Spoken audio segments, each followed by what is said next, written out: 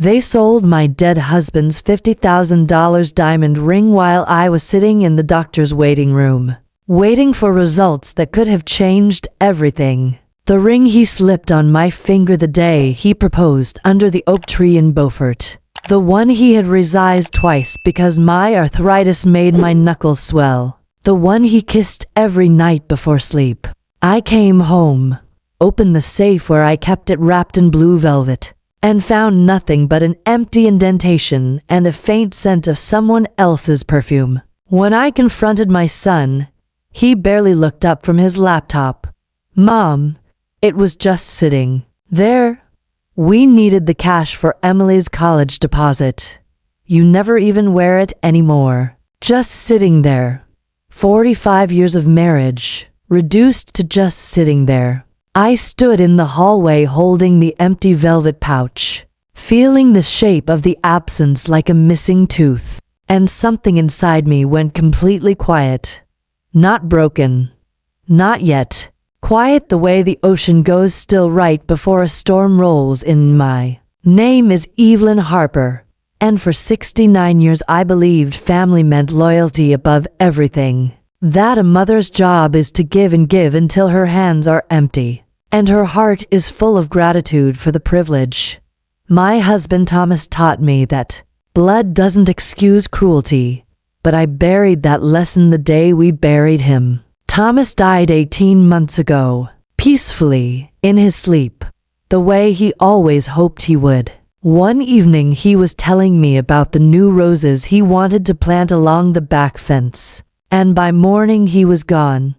Massive stroke. The doctor said, he didn't suffer, I suppose. That was God's mercy for him. For me, it was the beginning of a slow erosion. We had built a good life together. The waterfront home in Hilton Head with the wide porch overlooking the marsh. The rental properties in Charleston that spun off steady income. The investment portfolio Thomas managed, with the patience of a man who could wait 10 years for a stock to mature. And most importantly, the family trust he established worth over $2 million, meant to take care of our son David, his wife Lauren, and our granddaughter Emily through college and beyond. He made me the sole trustee. "Evie," he said the day he signed the papers, "you have the softest heart in the world, but you also have steel in your spine when it matters. I trust you to protect what we built. Don't let anyone push you into giving more than you can afford to lose." I smiled then, kissed his cheek, and told him he worried too much. I never imagined I'd need that steel. For the first year after his death, I managed alone in the big house. The silence was heavy.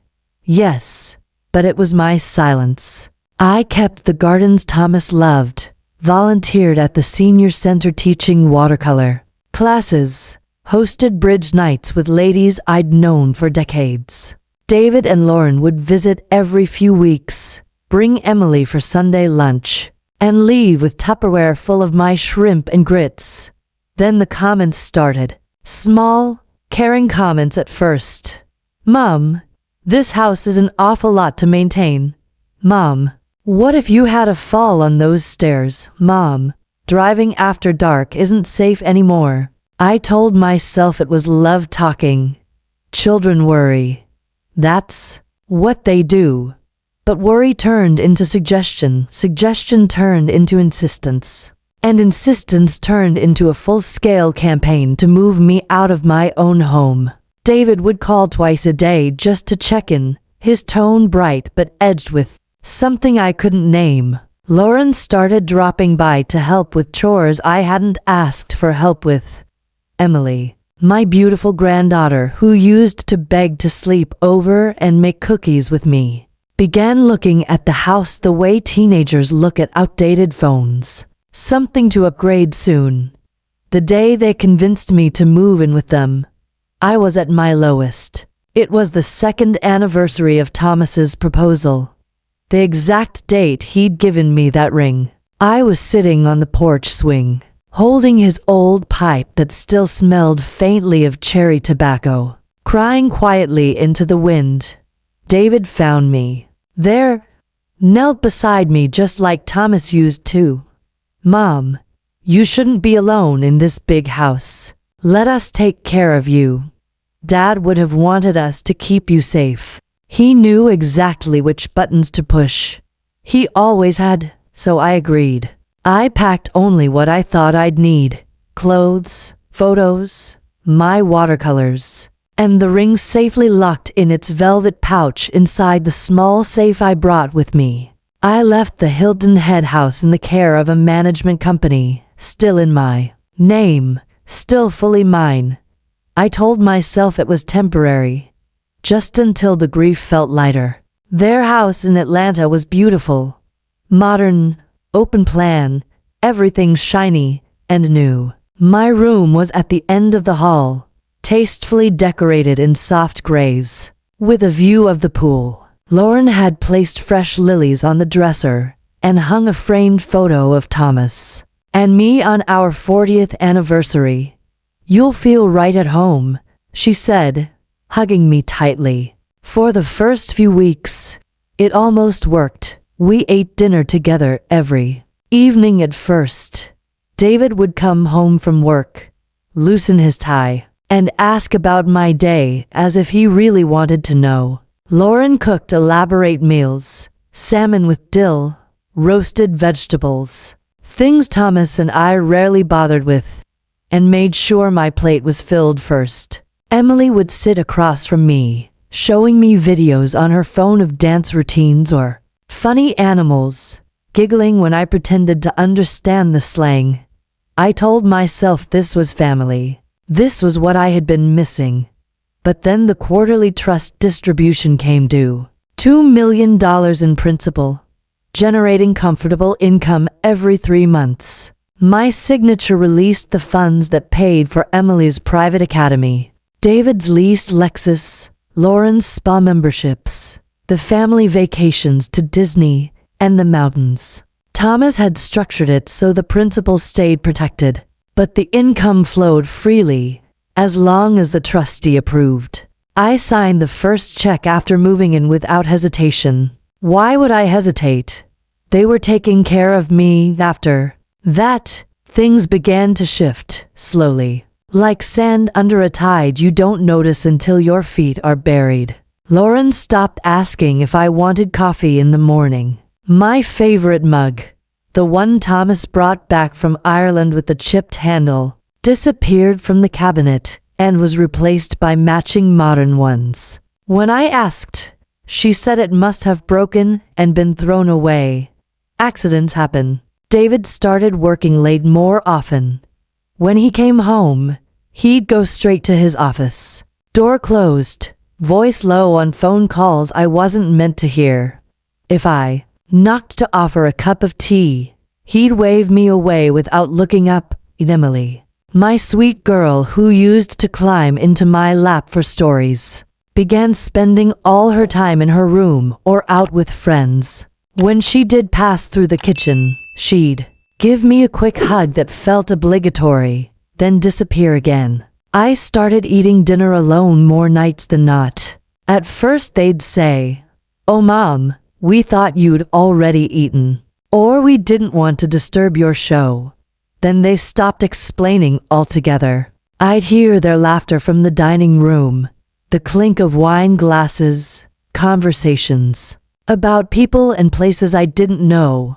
I'd sit in my room with a tray on my lap, eating whatever I could warm in the microwave. The guest room slowly stopped being mine. My watercolor supplies were moved from the dresser to a box in the closet to make space. The photo of Thomas and me was turned face down one day. When I righted it, Lauren said the cleaner must have bumped it. My slippers vanished. My robe was replaced with a new one. That didn't fit quite right. I told myself I was being sensitive. Old people get set in their ways. Families adjust. I was the one who had invaded their home, after all. But the small erasures kept coming. One afternoon I came back from a walk around the neighborhood to find my mail already opened on the kitchen counter. Bills marked paid, statements folded neatly, a few envelopes missing entirely. When I asked Lauren about it, she smiled brightly. "Oh, I took care of those for you, Evelyn. You shouldn't have to worry about that stuff anymore." I noticed my checkbook was no longer in my purse. When I asked, David said he'd put it in the safe for safekeeping. He'd show me the combination later. He never did. Then came the day of my doctor's appointment. I'd been having some dizziness, nothing major. But at my age you don't ignore things. The cardiologist wanted a full workup, stress test, echocardiogram, blood work. A long afternoon downtown, David offered to drive me, but I insisted on going alone. "I'm not an invalid," I said, trying to keep my voice light. "I can still manage a doctor's visit." Lauren packed me a little snack bag, bottled water, a granola bar, an apple, like I was a child heading to school. "Call if you need anything," she said, kissing my cheek. The appointment ran long. Waiting rooms, forms, technicians, more waiting. By the time I got home, it was late afternoon, and I was exhausted. I went straight to my room to put the ring back in. "It's safe place," Thomas always said. "Wear it on special occasions, Evie, but keep it safe the rest of the time." I'd followed that rule for decades. I opened the small fireproof safe I'd brought from Hilton Head, spun the combination, lifted the lid empty. The blue velvet pouch was gone. No indent this time, just bare metal and the faint trace of perfume I didn't recognize. Something expensive, floral, young. My heart started pounding harder than it had during the stress test. I searched the drawer, the closet, under the bed. Nothing. I walked downstairs on legs that felt suddenly unsteady. David was in the living room with his laptop. Lauren was in the kitchen on her phone. Emily wasn't home yet. "Where's Thomas's ring?" I asked, my voice calmer. Then I felt. David looked up, blinked. "What ring?" "The diamond ring. The one from the safe in my room. It's gone." Lauren came in from the kitchen, drying her hands on a towel. "Oh, Evelyn, did you misplace it?" "You've been so forgetful lately." "I didn't misplace it. It was in the safe this morning. Now it's gone. And I was at the doctor all day." David closed his laptop slowly. "Mom, sit down. You look pale."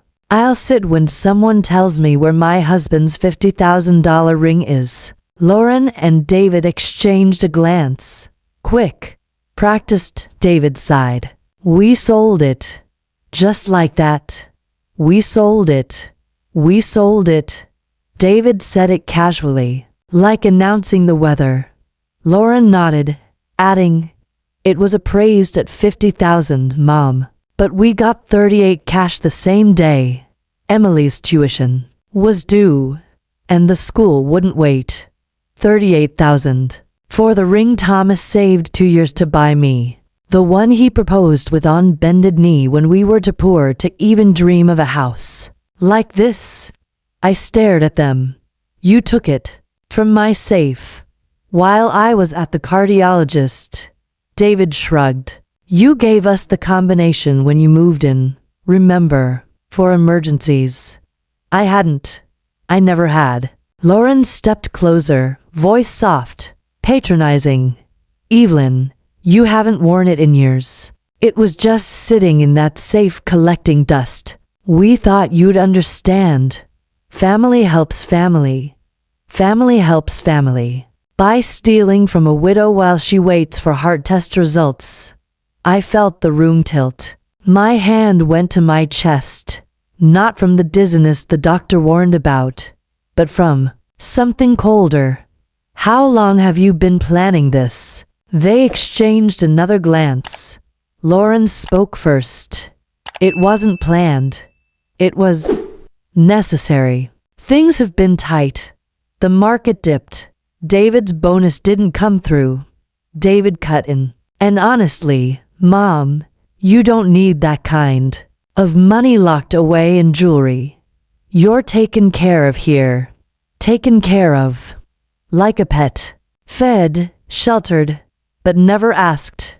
I looked at my son, the boy I'd rocked to sleep, bandaged knees, cheered at graduations, and saw a stranger wearing his face. And the sapphire earrings Thomas gave me for our 40th, were those necessary? Too? Lauren hesitated.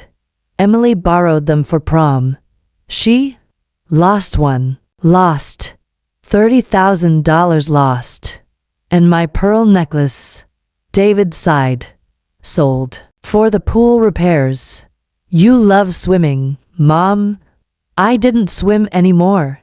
They knew that. Each word landed like a stone in my stomach. They hadn't just taken things. They'd been picking me clean, piece by piece, while smiling across the dinner table. That night I didn't sleep. I sat by the window watching the pool light shimmer, remembering Thomas's voice the day he set up the trust. If anything happens to me, Evie, promise me you'll protect yourself first. Generosity is a virtue, but not when it's taken advantage of. I'd promised, then forgotten at dawn. I called the attorney Thomas had used for the trust. Mr. Hargrove, retired now but still sharp. He answered on the second ring. Mrs. Harper, I wondered when I'd hear from you. I told him everything. The ring, the earrings, the slow disappearance of my belongings, the open mail, the missing checkbook, the way they spoke to me like I was already gone. He listened without interruption. When I finished, he said quietly, You're still sole trustee, Evelyn. The trust is revocable only by you. The house in Hilton Head is still titled in your name alone. You have all the power here. Power. I hadn't felt powerful in years. What can I do? Whatever you decide. But if you want to leave, I can have paperwork ready tomorrow. And if you want to stop the distributions, you can do that too. Permanently, if you choose. Permanently. I hung up and looked around the gray room that had never truly been mine. I knew what I had to do. I didn't scream. I didn't cry. I simply nodded, turned around, and went back to my room. That night, while they slept, I moved quietly.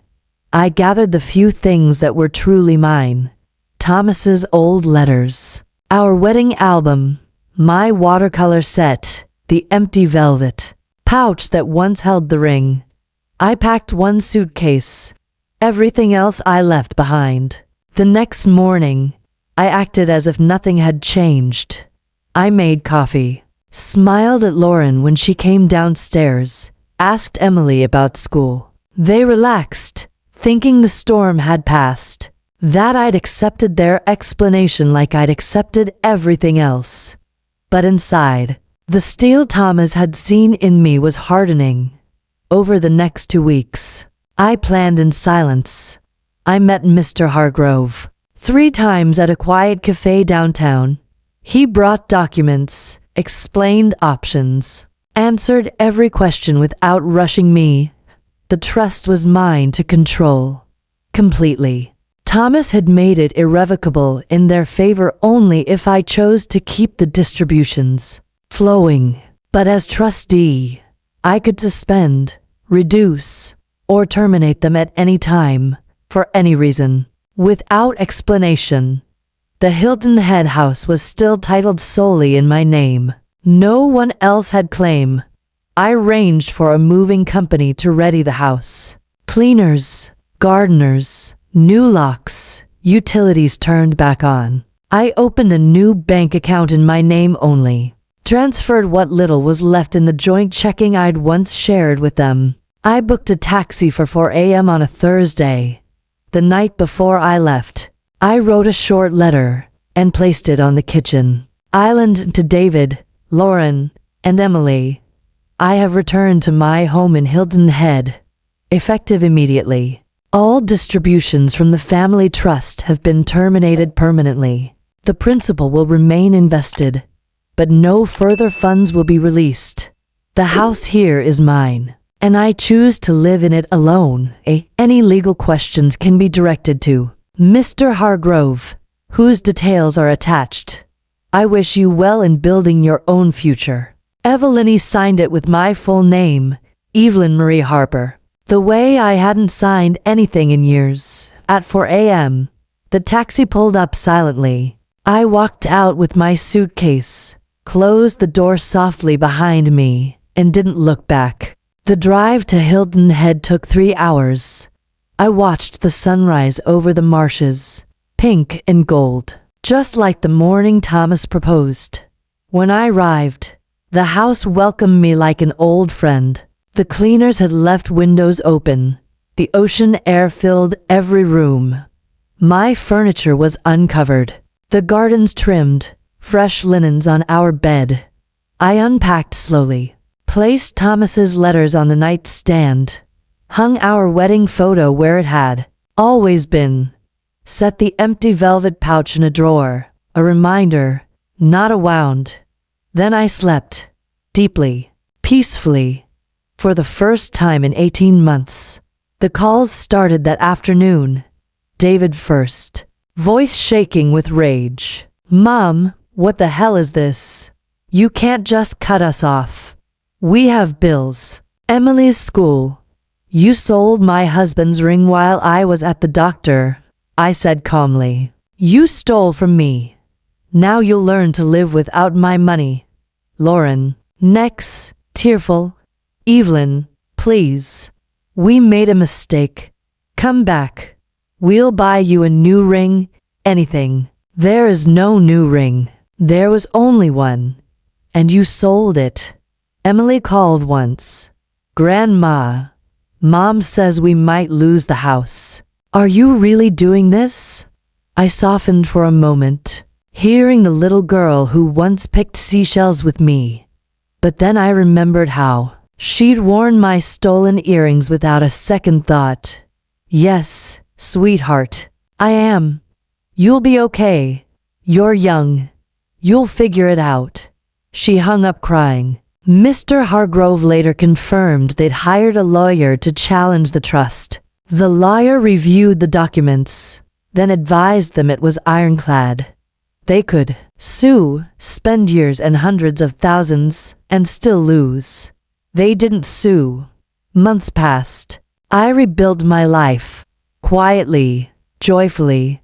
I rejoined the watercolor group at the senior center. Hosted bridge nights again. Planted the roses Thomas had talked about the night before he died. I volunteered teaching financial literacy to widows, showing them how to check accounts, read statements, protect what's theirs. Some nights I sit on the porch swing, watching the marsh turn silver under the moon, and talk to Thomas. I finally used the steel you saw in me. I tell him, I protected what we built, and I know he's proud. They thought because I was old, grieving, and living in their guest room, I was powerless. They thought if they took enough, the ring, the earrings, my dignity, I'd stay quiet. But I didn't stay quiet. I ended there. $2 million lifeline forever. Not out of vengeance, out of self-respect. And today, sitting in the home that is truly mine, with the ocean breeze in my hair and Thomas's memory all around me, I have never felt richer.